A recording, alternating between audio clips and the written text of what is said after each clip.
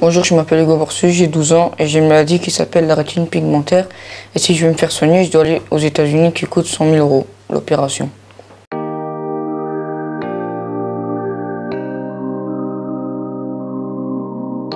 Bonjour, je m'appelle Cédric Borsu, je suis originaire de Chaux et je suis le papa d'Hugo. Quand son petit frère entendait ou réagissait à des bruits qu'Hugo n'entendait pas, de là on a été voir un ORL qui nous a diagnostiqué un problème d'audition. Ce problème d'audition a été, je vais dire, entre parenthèses réglé avec la mise en place d'appareils auditifs. Ensuite, des problèmes de vision sont apparus.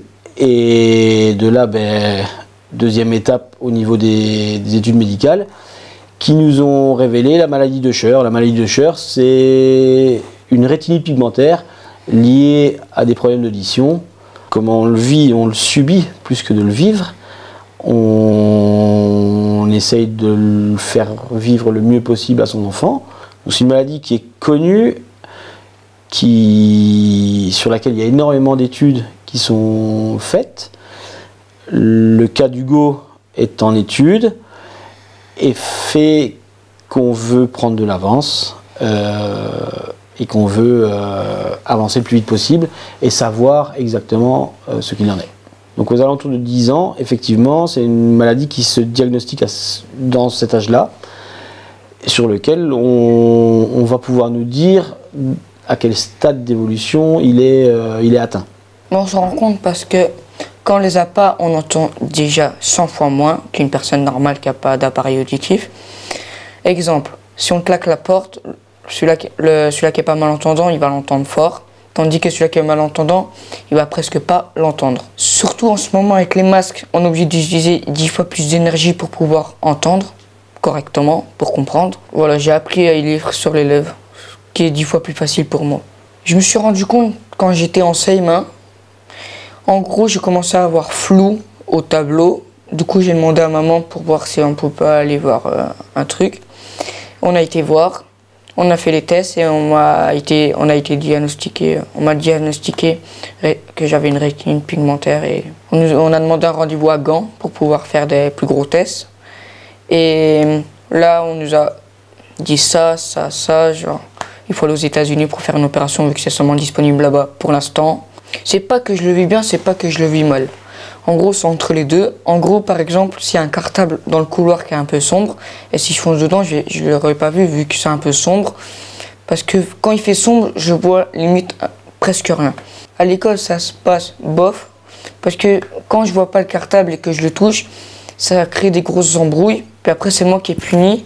Parce que on vient dire que j'ai fait exprès, que c'est pour chercher des embrouilles et tout.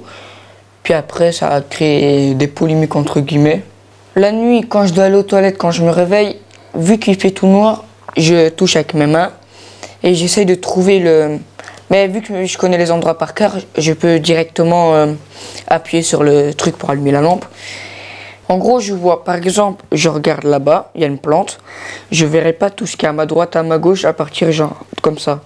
Tout ce que là, je vois. Je vois pas plus loin. Et avant? Et avant, je voyais comme ça. En gros, il y a un an, je voyais genre comme ça. Et en un an, c'est passé à comme ça. Et du coup, je trouve ça un peu embêtant parce que ça peut faire des problèmes avec les autres. Et du coup... Toi, tu as surtout peur de tes relations avec les autres. En fait. T'as même pas peur pour toi, en gros, tu as plus peur des relations avec les autres. Ouais. Pourquoi? Je sais pas. Mais justement, c'est une question que je me pose depuis longtemps. C'est quoi la question? Pourquoi j'ai pas peur de moi-même que avec mes amis, quoi. Je sais pas pourquoi.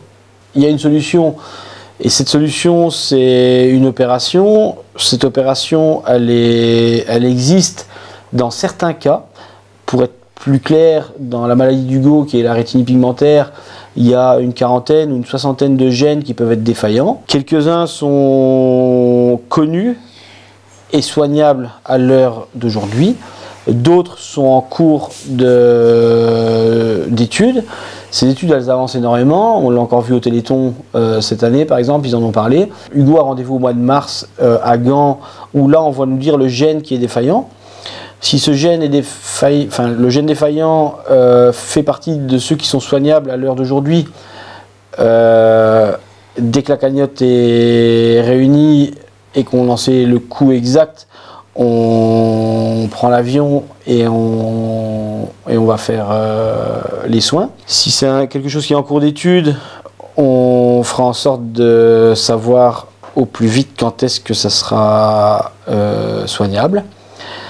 Et si entre-temps ce problème est résolvable en Europe, en Belgique, en Suisse, au Japon, et que les coûts diffèrent, et s'ils sont moindres, c'est un autre enfant qui en profitera.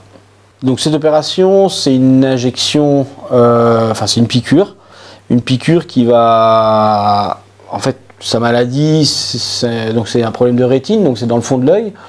On appelle ça, pour résumer, la vision du jour via des bâtonnets et la vision de nuit via des cônes, pouvoir faire en sorte que que son corps régénère automatiquement les cônes ou les bâtonnets qui seraient défaillants. À l'heure d'aujourd'hui, les États-Unis le soignent, le reste du monde devrait suivre. Tout ce que je dirais aux personnes qui me soutiennent, c'est 1000 merci à chaque personne. Je trouve ça un peu gênant, genre qu'il y a des photos un peu de partout de moi et tout, parce que j'aime pas trop m'exposer sur les gens, voilà. Et 1000 merci à tous ceux qui me soutiennent et merci encore. Donc le fait que Hugo soit une partie de ses semaines à Chaux, une partie de ses semaines à Pont-de-Rome, à côté de Borin, chez sa maman, on se rend compte que l'entraide entre les deux pays fonctionne, et qu'on soit français ou belge ou autre, tout le monde se mobilise pour Hugo. Et on trouve ça formidable, dans le sens où on ne s'attendait pas à autant de générosité de la part des gens. Et donc les aides et les soutiens, ils sont multiples.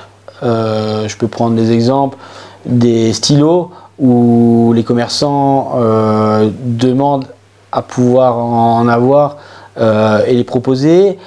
Il y a une cagnotte qui est faite dans une boucherie à Auberive, par exemple. Il y a vraiment énormément de choses.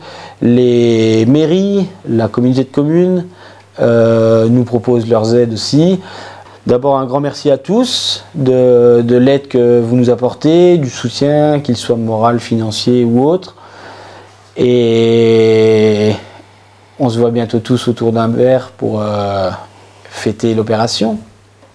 Qu'est-ce que j'espère le plus? C'est pouvoir avoir assez d'argent pour pouvoir aller aux États-Unis pour faire l'opération.